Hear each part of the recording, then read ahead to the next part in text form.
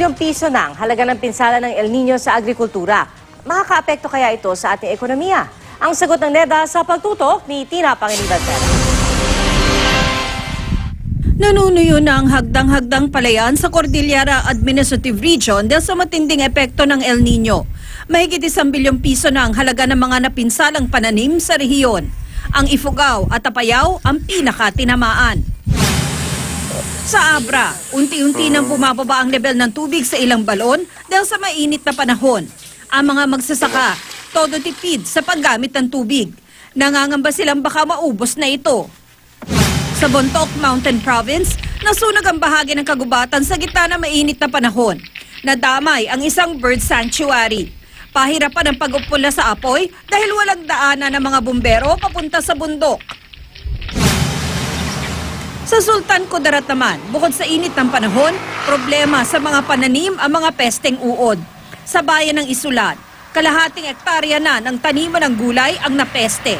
Ayon sa mga magsasaka, tuwing mainit ang panahon, lumalabas talaga ang mga uod. Sa Norala, South Cotabato, black bugs naman ang sumasabay sa perwisyong dulot ng init sa mga sakahan. Ilang magsasaka na ang nag-ani ng palay kahit hindi pa napapanahon. Sa kabila ng nararanasang El Nino, kumpiyansa ang National Economic Development Authority o NEDA na magiging mahina lang ang epekto nito sa ating ekonomiya.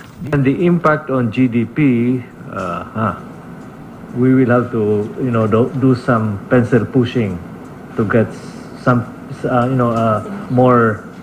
better guesstimates on what the impact would be on the GDP. 8 to 9% of gross value added, of GDP. Maybe if there is some impact on inflation, then it would still be within, maybe below 4%.